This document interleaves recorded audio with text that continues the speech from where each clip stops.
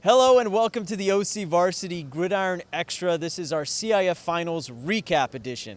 7 teams, 7 Orange County teams were involved in the CIF Championship games, guys. 3 of them won. 1, Edison. 2, San Clemente. 3, the site we're at right here today, Yorba Linda. Dan, I'll go to you first. What was your most memorable, I don't know if you want to say moment, but what was most memorable to you as far as OC teams playing for the CIF championships? I think I'll remember for a long time is I made the drive out to Granada Hills, John Elway Stadium. Saw a great game, Corona Del Mar. Remember the drive. Yeah. No, I mean, it was double overtime. Corona Del Mar lost a heartbreaking game to Sierra Canyon, 36-35. But it was Corona Del Mar. I watched this game on the sidelines for the overtime, and these guys are just putting out so much physical play, so draining. And the Corona Del Mar wanted so bad, and they were stunned afterwards, and they were kind of frozen in disbelief. So I felt for those guys. But then I also checked out the Twitter on Friday night, and I couldn't believe I saw Dave White and Jack Sears trending, and I was very happy for those programs to make that kind of history. And then of course Yorba Linda, the way they've regrouped after I saw them lose to in a big their Crestview League showdown. They lost to Ville Park, and these guys have rallied up and played so well. So it was a big night. Really quick, my thoughts. My heart breaks for Santa Ana. Our photographers, who are some of the best in the world, I don't care what anybody says, these guys are awesome. They captured those moments.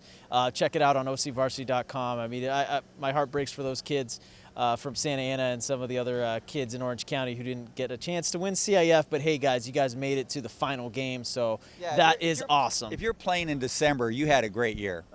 Yeah, absolutely. Steve, your final thoughts on the CIF finals. I know we all were at the big one between Mater Dei and St. John Bosco. Right. Dan, I know you called it an upset. I don't know if it's an upset really, because whenever Bosco, Centennial, or Mater Dei, whenever they play each other and they lose to each other, I don't know. I don't think it's an upset. I think they're all in the same playing field. Mater Dei, they're 13-0. Yeah, I know. They're playing for a national title. They're ranked higher. They'd beat them before.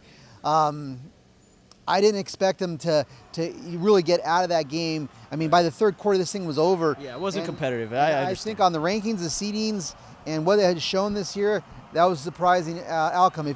I don't know how many people. I mean, I know Bosco thought they were going to win, and all their faithful did, but in my mind, it was and the rankings, it was an upset. I know what you're saying, Steve. Your thoughts? When you the rankings, it's 1 versus 2. And we talk about 4,000 high schools in California that play football or whatever it is. So incrementally, if I can say that, it's not. I think that's a word, sure. But it's an upset, but in my mind, because I thought Mater Dei was going to win by 2 touchdowns. Because I thought that offense was going to be unstoppable, and they were just rolling so well, and they just had so many weapons. And the running game had come along to complement that passing game. So I'm with you. I think it was an upset too.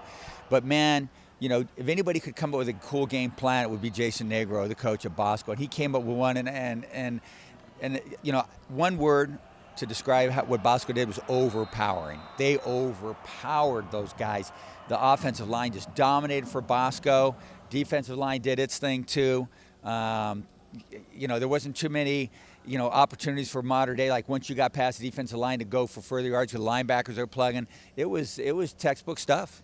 Also, shout-outs to Edison's Dave White and San Clemente's Jaime Ortiz for not... That's my memorable thing, man. And I think I'm always remember is Dave White winning that title, and Jaime too, because he comes so close. The last couple of years, especially the La Habra game last year, San Clemente kids, man, they finally got it for the community, for the coach, and for yourselves as well.